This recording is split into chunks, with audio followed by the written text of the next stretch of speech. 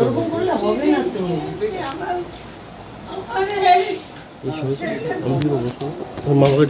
খাওয়া দাওয়া করতে হবে। আপনাদের যে দেখতো সেই নেই, আমরা আছি। আপনার যখন মনে হবে আমি ফোন নাম্বার দিয়ে যাবো আপনাকে। বেহালা পূর্বের তৃণমূল বিধায়িকা রত্না চট্টোপাধ্যায় এবার দায়িত্ব নিলেন নিহত বিতানের মা বাবার প্রতি মাসের ওষুধ খরচার।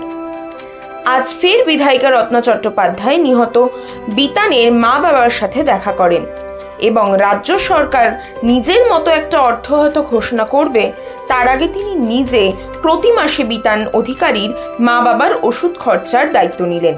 কারণ বিতান অধিকারী নিজেই ওষুধের খরচা চালাতেন মা বাবার, তাই বিতান অধিকারীর অবর্তমানে এই সিদ্ধান্ত তার।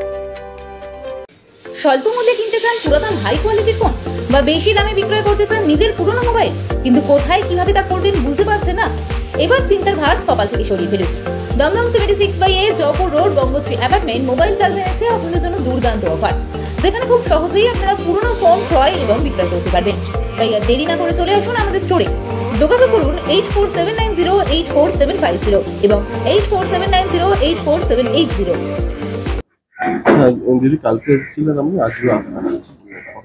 না দেখুন, অ্যাকচুয়ালি এরকম একটা অমানবিক ভাবে একটা মানুষ মারা গেল, আর তিনি বেহালা পূর্বেরই সুদীপ পল্লের ওয়ার্ডে তার বাবা মা থাকেন। আমরা কালকে ববিদাকে নিয়ে এসেছিলাম, কথা বলে গেছি।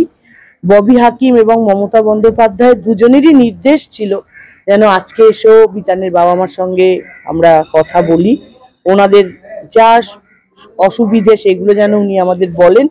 সরকারের তরফ থেকে ওনাদেরকে যেভাবে হোক, মানে সরকার ডিসাইড করবে কিভাবে সাহায্য করবে। তো আমাকে এবং সুদীপকে পাঠিয়েছে আজকে কথা বলার জন্য। বাড়িতে অনেক সমস্যা, আমি যেটা শুনলাম অনেক রকম সমস্যা।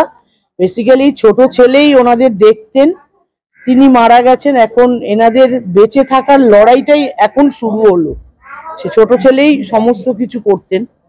তো আমার মনে হয় মানবিক দিক থেকে আমাদের প্রত্যেকেরই এই বৃদ্ধ বাবা মার পাশে এসে দাঁড়ানো উচিত। আর আপনারা জানেন মমতা বন্দ্যোপাধ্যায় অত্যন্ত মানবিক মুখ, এবং তিনি নিশ্চয়ই ওনারা যতদিন বেঁচে থাকবেন ওনাদের খোঁজ খবর রাখবেন।